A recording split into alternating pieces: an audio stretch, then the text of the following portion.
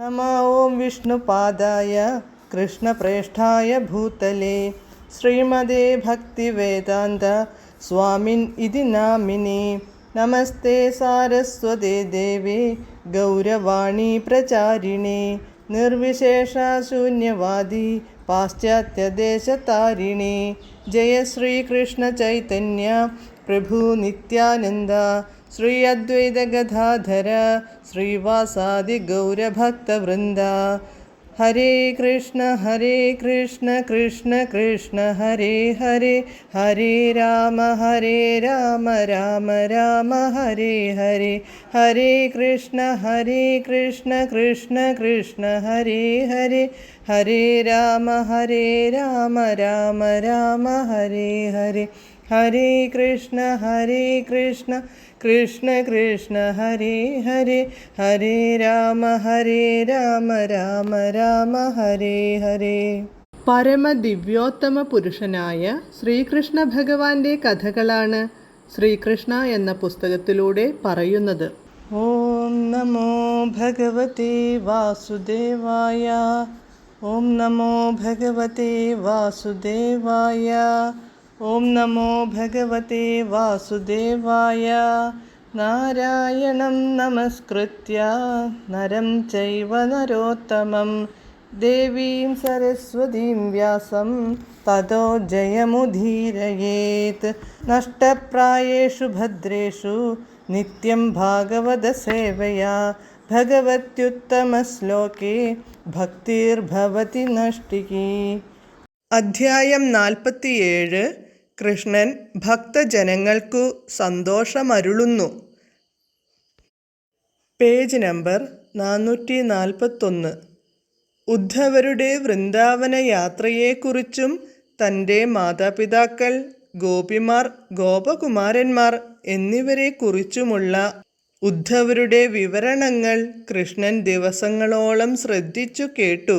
തൻ്റെ സന്ദേശങ്ങളും ഉചിതമായ മറ്റു നിർദ്ദേശങ്ങളും നൽകി അവർക്കാശ്വാസമരുളുവാൻ ഉദ്ധവർക്കു കഴിഞ്ഞെന്നു മനസ്സിലാക്കി തീർത്തും സന്തുഷ്ടനാകുകയും ചെയ്തു. തുടർന്ന് മധുരാപുരിയിൽ പ്രവേശിച്ച ദിവസം തനിക്കു ചന്ദനലേപം തന്നു സന്തോഷിപ്പിച്ച കൂനിയായ കുബ്ജയുടെ ഭവനത്തിലേക്കാണു ഭഗവാൻ കൃഷ്ണൻ പോയത്. ഭഗവത്ഗീതയിൽ പറയുന്നത് പോലെ ഭക്തജനങ്ങൾക്കു സന്തോഷമരുളാൻ കൃഷ്ണൻ സദാ ഉത്സുകനായിരിക്കും. അതുപോലെ തന്നെ കൃഷ്ണനെ സന്തോഷിപ്പിക്കാൻ ഭക്തജനങ്ങളും സദാ ശ്രമിക്കുന്നു.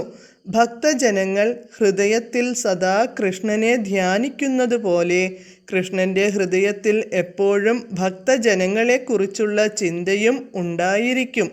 കുബ്ജയെ കൃഷ്ണൻ കൂനുമാറ്റി സുന്ദരിയായ പരിഷ്കാരി പെണ്ണാക്കി തീർത്തപ്പോൾ മുതൽ അദ്ദേഹത്തെ വേണ്ടവിധം സത്കരിച്ചു പൂജിക്കാൻ അവൾ ആഗ്രഹിച്ചിരുന്നതാണ്. പരിഷ്കാരി പെണ്ണുങ്ങൾ സുഹൃത്തുക്കളായ പുരുഷന്മാർക്ക് ആനന്ദിക്കാനായി സ്വന്തം ശരീരം സമർപ്പിക്കാറുണ്ടല്ലോ. എന്നാൽ സത്യത്തിൽ കുബ്ജ എന്ന ഈ പരിഷ്കാരി പെണ്ണ് കൃഷ്ണനുമൊത്ത് ക്രീഡിച്ചു ഇന്ദ്രിയ സംതൃപ്തി വരുത്താൻ ആഗ്രഹിക്കുന്ന കാമാർത്തിക്കു വശംവദയായി തീർന്നിരിക്കുന്നവളാണ്. കുബ്ജയുടെ ഗൃഹത്തിലേക്കു പുറപ്പെട്ട കൃഷ്ണന് ഇന്ദ്രിയ സംതൃപ്തനത്തിൽ താത്പര്യമുണ്ടായിരുന്നില്ല എന്നതാണ് നേര്.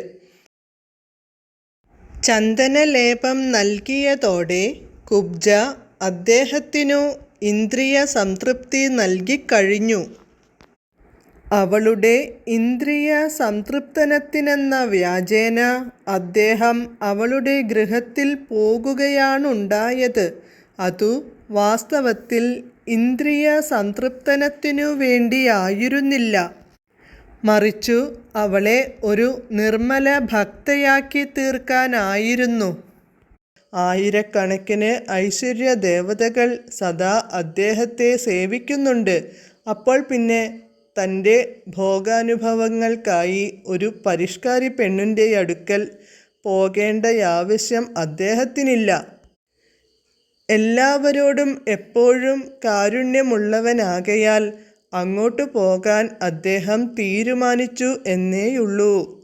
വക്രബുദ്ധിയുടെ വീട്ടുമുറ്റത്ത് ചന്ദ്രൻ പ്രകാശം നിഷേധിക്കാറില്ലല്ലോ.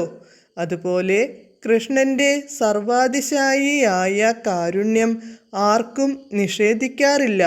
കാമം, കോപം, ഭയം, നിർമ്മല പ്രേമം എന്നിവയിൽ ഏതിലൂടെയാണ് ഒരാൾ അദ്ദേഹത്തിനു സേവനമനുഷ്ഠിച്ചത് എന്നു നോക്കാറുമില്ല. കൃഷ്ണനെ സേവിക്കുന്നതോടൊപ്പം തൻ്റെ കാമപൂർത്തിയും ആഗ്രഹിക്കുന്നവരെ നിരന്തരം ഭഗവത് സേവനത്തിൽ നിരതനാക്കത്തക്കവണ്ണം കൃഷ്ണൻ നിർമ്മല ഹൃദയനാക്കി മാറ്റിയെടുക്കുമെന്ന് ചൈതന്യ ചരിതാമൃതം പറയുന്നുണ്ട്. മുൻപു നൽകിയ വാഗ്ദാനം പാലിക്കാനായി ഉദ്ധവരുമൊത്ത് കൃഷ്ണൻ കുബ്ജയുടെ ഭവനത്തിലെത്തി. പുരുഷന് കാമോത്തേജനം നൽകുന്ന രീതിയിൽ ഗൃഹമാകെ മോടി പിടിപ്പിച്ചിരുന്നു. നഗ്നചിത്രങ്ങൾ, സുഖകരമായ ശയ്യാ സംവിധാനങ്ങൾ, മൃദുവായ ഉപധാനങ്ങളോടു കൂടിയ ഇരിപ്പിടങ്ങൾ തുടങ്ങിയവയൊക്കെ ക്രമീകരിച്ചിരുന്നു. മുറികളിലൊക്കെ പുഷ്പമാല്യങ്ങൾ തൂക്കിയിരുന്നതിനു പുറമെ സുരഭില വസ്തുക്കൾ കൊണ്ടും സുഗന്ധജലം തളിച്ചും മാദകമായ സൗരഭ്യം അവിടെയെങ്ങും പരത്തിയിരുന്നു. സർവോപരി ആകർഷകമായ ദീപങ്ങൾ മുറികളെ പ്രകാശമാനമാക്കിയിരുന്നു.